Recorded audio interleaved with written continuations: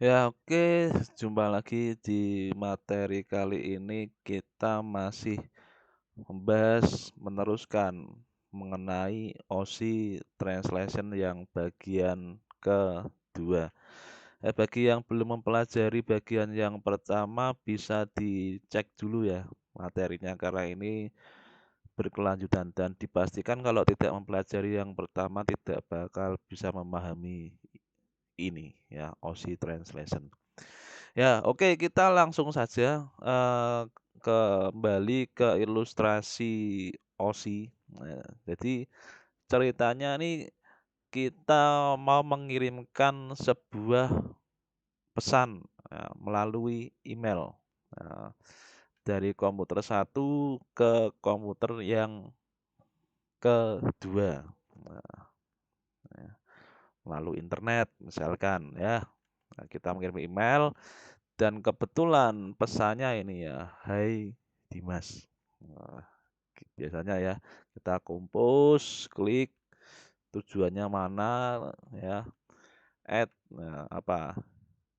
DMS, JOZZ, DMS jos, .com, alamatnya apa. Nah, harapannya di penerimanya, pesannya yang disampaikan oleh sender pengirim pesannya sama. Eee, tapi s kelihatannya gampang, tapi prosesnya seperti apa sih? Yuk kita langsung saja ya. Jadi ini ya pesannya ya, "Hai Dimas," di level application, email ya. Nah, sebelum dikirim keluar ya, masuk dulu dikirim ke layer ke-6, presentation ya. Apa yang dilakukan di presentation ini? Yang dilakukan adalah mengkompresi ukuran ya. Kenapa kok harus dikompres? Ya, karena kalau ukurannya besar, ya data yang dikirim semakin besar, maka kemungkinan data loss makin besar. Dan kalau semakin besar ukuran filenya, ada potensi membuat jaringan nanti bottleneck, terlalu padat, tidak efektif. Nah, selain dilakukan kompresi ukuran, dilakukan juga yang namanya enkripsi. Kenapa kok enkripsi?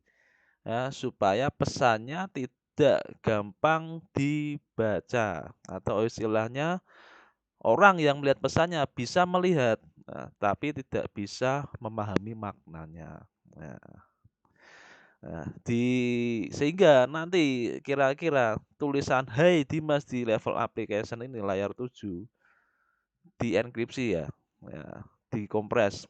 Nah, hasilnya tidak ini hanya ilustrasi ya, tidak supaya lebih mudah saja ya, supaya dikompresnya gimana, spasinya dihilangkan, spasinya dihilangkan, kemudian enkripsinya gimana, nah, hurufnya dibalik saja, gampangnya seperti itu misalkan ya, tapi kalau di kenyataan kompresinya lebih rumit lagi ya, tidak semudah ini. Ini untuk penggambaran saja ya, spasinya dihilangkan, ya kemudian, eee tulisannya dibalik, "Hai" jadi "iya" ya, "Dimas" jadi "Samit", disatukan ya.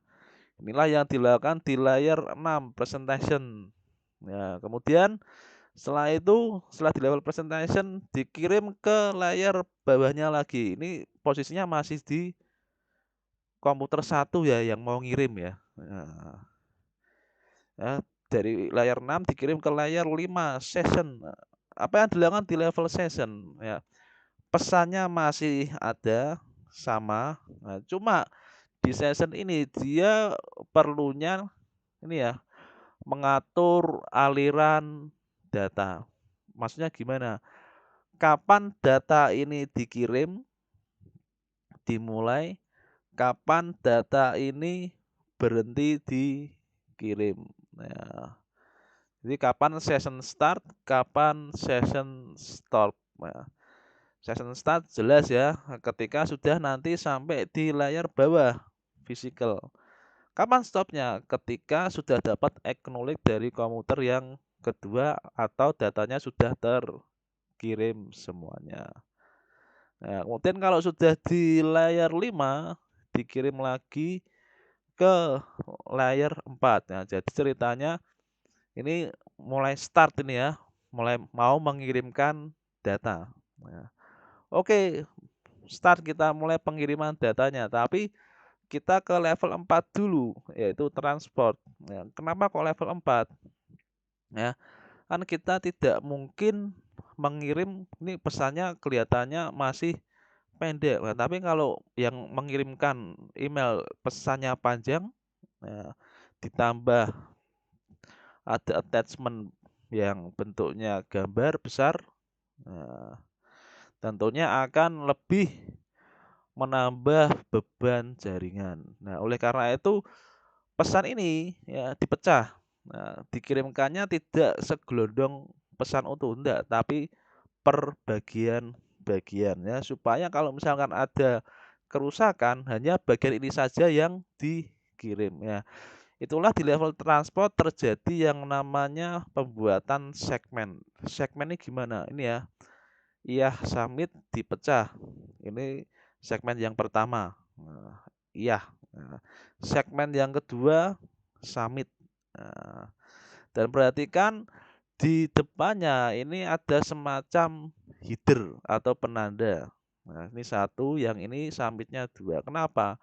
Supaya urutannya tidak terbalik-balik. Nah, supaya nanti ketika di komputer tujuannya komputer yang kedua ya merangkai katanya itu merangkai pesannya sesuai. Nah, oke, sudah dibagi segmen, kemudian dari transport ya dikirim ke layer 3 yang namanya network ya. Apa yang dilakukan di layar network ini ya, kalau tadi sudah ada segmennya ya, 1 dan 2, sekarang ditambahkan lagi ya di header ya, IP asal dan tujuan ya. IP address, alamat IP asal komputer yang satu dan IP address tujuannya. Gunanya buat apa?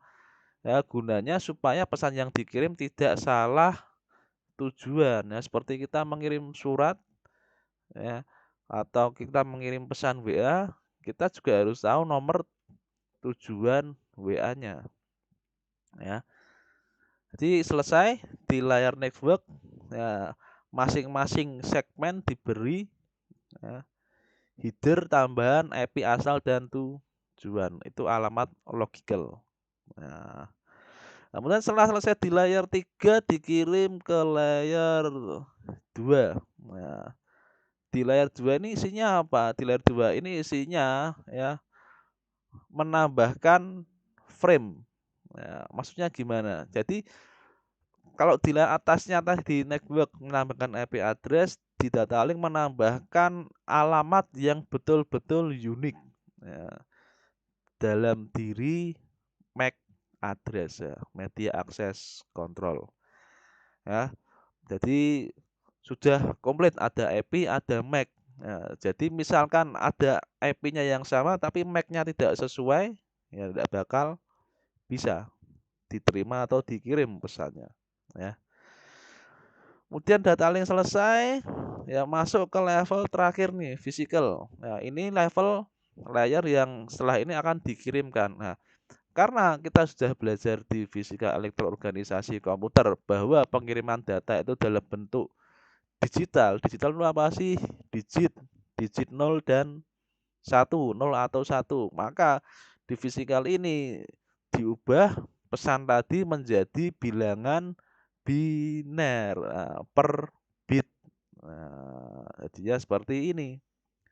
Setelah jadi seperti ini ditranslasi pesannya tadi, nah, maka pesan ini siap dikirim ya, siap untuk dikirim. Jadi inilah gambaran dari ilustrasi OSI ya, dari application ya, presentation, session, transport, network, data link, dan physical data dikirim.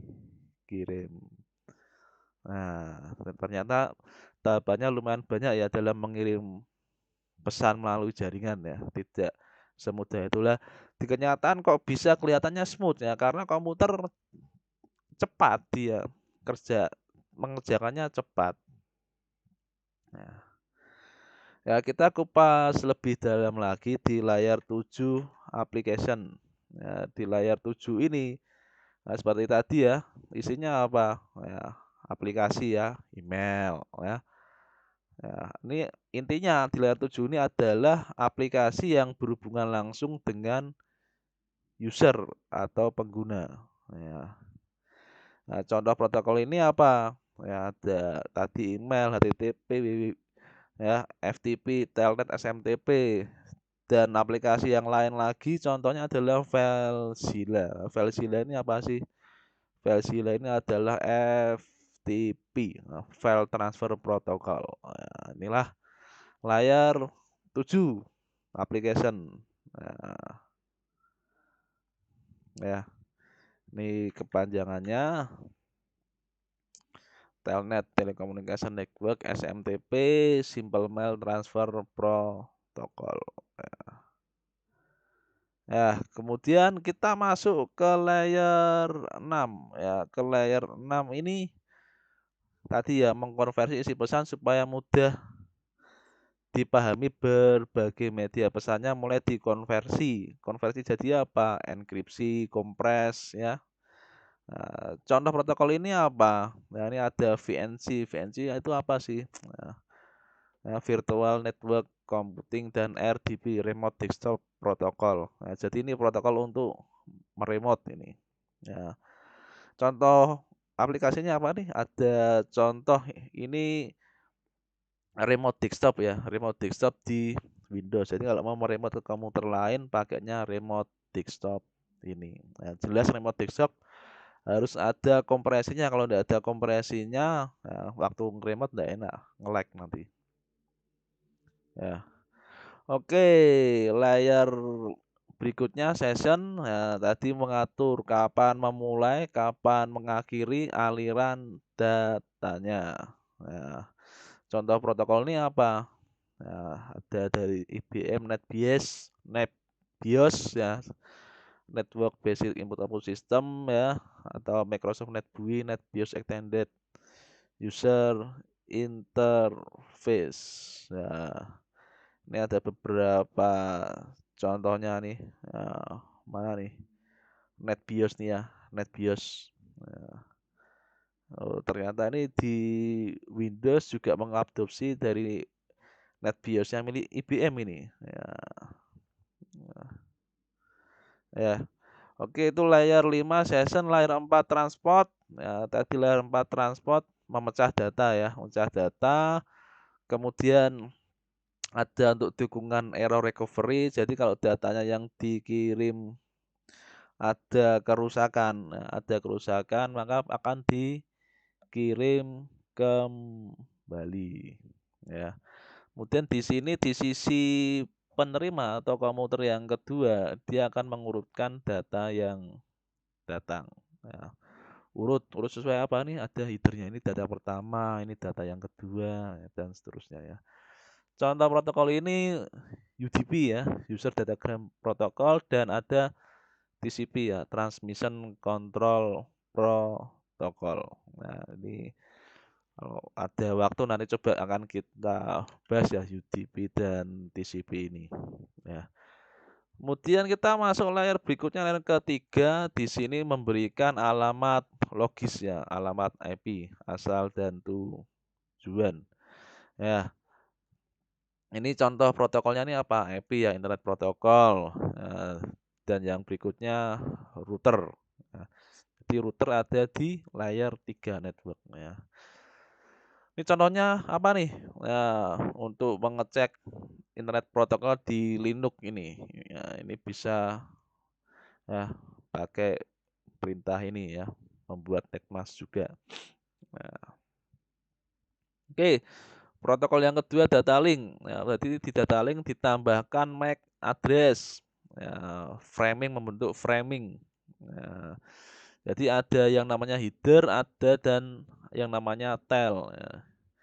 Ya, header dan tail. Tail itu ekor ya. Nah, ya, headernya diisi MAC address asal, tailnya diisi MAC address tujuan ya. Contoh protokol di layar ini ada MAC ya, Media Access Control, dan perangkat ada switch dan bridge. Ya, ini contoh ya caranya kita tahu MAC address kita. Ya, ini di Windows ya. Nah, CMD kita bisa lihat dari sini. Physical address nih ya, kelihatan ini. Oke, layar satu, layar fisikal. Nah, dia mengubah ya menjadi bilangan biner. Ya, contoh protokol ini adalah NIC ya, Network Interface Card ya.